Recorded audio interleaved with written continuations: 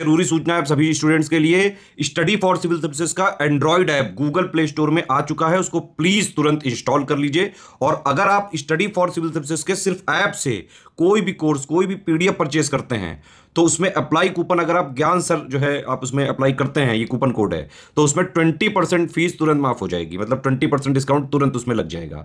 ज्ञान सर लिखना है, नॉर्मली ज्ञान सर स्मॉल लेटर में है सब कुछ, कोई स्पेस नहीं, कोई कॉलम नहीं, सिर्फ ज्ञान सर, GYANSIR। इस तरह से अगर कूपन कोड लगाते हैं आप ऐप में बाई करने से पहले, जो अप्लाई कूपन वाले में आता है, तो 20% का डिस्काउंट तुरंत मिलेगा। वीडियो देखिए।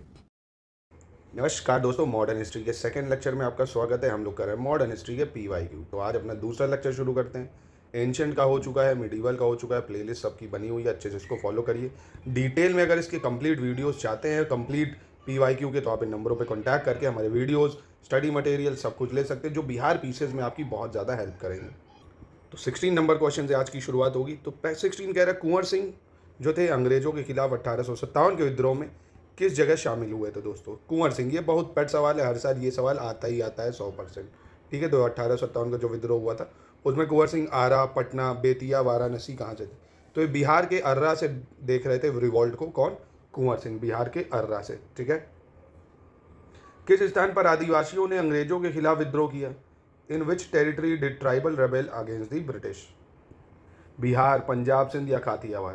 तो देखिए, ट्राइबल्स ने जो अंग्रेजों के खिलाफ विद्रोह करा वो इनमें से उपयुक्त में से एक से अधिक हो जाए, क्योंकि बिहार में भी, काठियावाड़, इन सब जगहों पे ट्राइबल ने रिवॉल्ट करा था। ठीक है, तो ये दोनों ही ऑप्शन सही हो जाएंगे इसके, यानी इसका ई होना चाहिए करेक्ट आंसर। ठीक है। 18 देखते हैं। अंतः सदैव सहमति के साथ और अक्सर वाणिज्य मंडल के निर्देशों पर भारत सरकार चलती है और इसे व्हाइट मैन्स बर्डन कहा जाता है। ये किसने कहा था?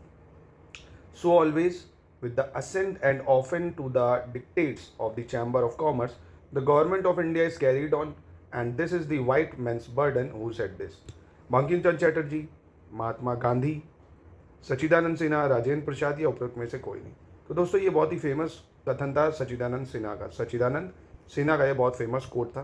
ठीक है, कि सदैव सहमति के साथ और अक्सर वाणिज्य मंडल के निर्देशों पर भारत सरकार चलती है। ठीक है, जिसे व्हाइट मैन्स बर्डन कहते हैं।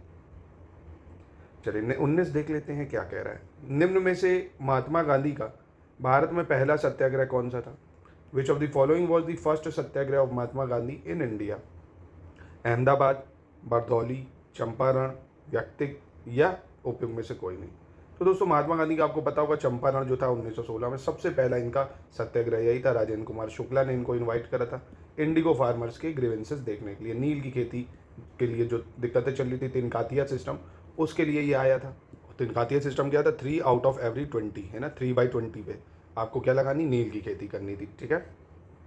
20 देखते हैं। चलिए, गांधी जी के असहयोग आंदोलन में लोगों को शराब से परहेज करने का आग्रह किया गया। इसके फलस्वरूप सरकार के राजस्व में भारी कमी आई। एक प्रदेश की सरकार ने लोगों को फिर से शराब पीने के प्रेरित करने के लिए प्रमुख व्यक्तियों की एक सूची प्रसारित की जो शराब पीते थे। उस प्रदेश का नाम बताना है। Gandhi ji non cooperation movement urged people to avoid alcohol. This resulted in a serious loss of revenue for the government. The government of a province circulated a list of prominent individuals who drank alcohol as a device to persuade people to start drinking again. Name the province. क्या नाम था उस province का? आंध्र प्रदेश, बिहार, बॉम्बे या गुजरात? तो वो कौन सी province थी दोस्तों? तो वो थी हमारी बिहार प्रोविंस। कौन सी? बिहार प्रोविंस। ठीक है, याद रखिएगा इसको। नमक सत्याग्रह के दौरान बिहार में लोगों ने नमक बनाने के साथ साथ किस कर के विरोध के द्वारा सरकार का विरोध किया था? During salt satyagraha in Bihar, in addition to making salt, the people choose to oppose the government by opposing which tax? Chowkidari tax, हाथी टैक्स, डेवलपमेंट टैक्स या मलबा टैक्स या उपरोक्त में से कोई नहीं। तो इन लोगों ने चौकीदारी टैक्स को भी बहुत अपोज करा था, साथ में चौकीदारी टैक्स। ठीक है, याद रखिएगा। मतलब जो भी पुलिस होगी, जो भी मोहल्ले में नहीं घूमते थे, आपकी रक्षा करते थे, उसके लिए भी आपसे टैक्स लिया जाएगा।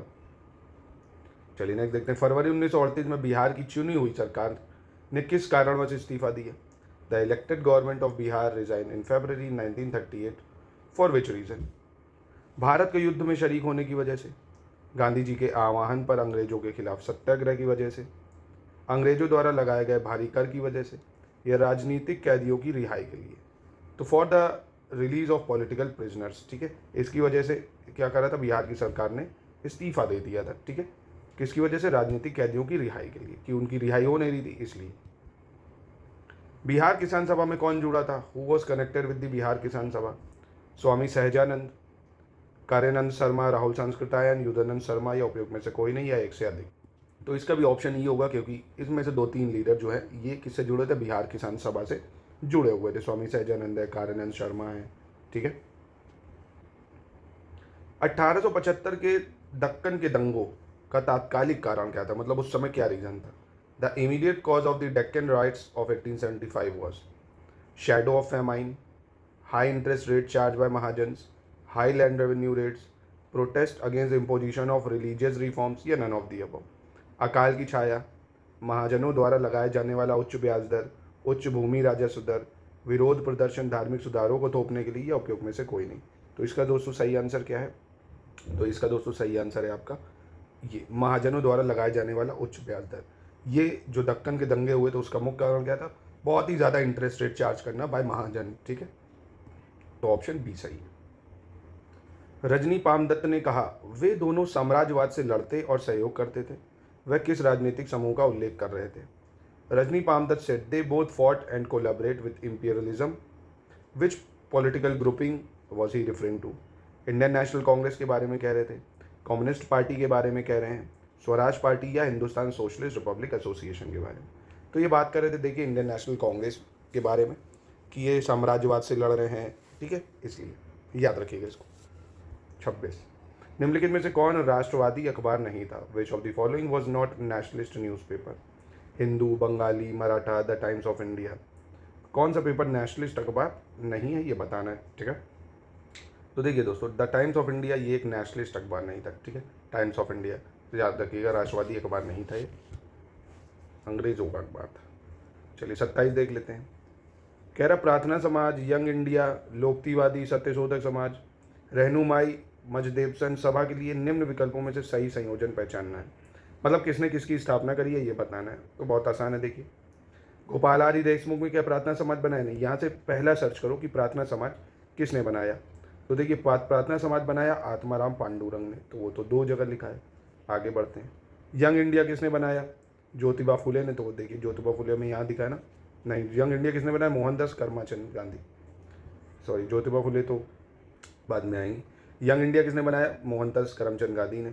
फिर लोकतिवादी किसको बोलते थे? गोपाल हरि देशमुख को बोलते थे, वो लोकतिवादी गोपाल हरि देशमुख। सत्यशोधक समाज बनाया ज्योतिबा फुले ने, और रहमान भाई मजदेवसन सभा ये नौरोजी फुलतोन ने। यानी ऑप्शन बी इसका हो जाएगा, ठीक है, ऑप्शन बी। दोस्तों अब देखते हैं 28। कह रहे नीचे दिए विकल्पों में से बताना कौन किसका संपादक था। जैसे द हिंदू, केसरी, बंगाली, हिंदुस्तानी, सुधारक, कौन किसका संपादक था? तो देखो द हिंदू सुब्रमण्यम अय्यर ने लिखा था, ये हो गया सुब्रमण्यम अय्यर का। केसरी पता होगा बाल गंगाधर तिलक का है, बाल गंगाधर तिलक। फिर आता है बंगाली, ये सुरेंद्रनाथ बनर्जी का था बंगाली। हिंदुस्तानी गंगा प्रसाद वर्मा, और सुधारक गोपाल कृष्ण गोखले। सुधारक किसका है? गोपाल कृष्ण गोखले, यानी ऑप्शन डी बिल्कुल सही है इसका। चलिए नेक्स्ट देखते हैं। निम्नलिखित में से किस रियासत पर अंग्रेजों ने कब्जा नहीं किया था? Which of the following princely state was not annexed by British? Sindh, Gwalior, Awadh, Satara. तो दोस्तों पता होगा आपको डॉक्ट्राइन ऑफ लैब्स के तहत सिंध है, अवध है, सतारा, जातिपुर, संबलपुर, झांसी, इन सबको कब्जा कर लिया गया था। इन सब पे ग्वालियर पे नहीं किया गया था क्योंकि इनकी संधि हो गई थी उससे, ठीक है। 30 देखते हैं। गांधी जी के नमक सत्याग्रह का अंतिम लक्ष्य क्या था? What was the ultimate goal of Gandhi ji salt Satyagraha?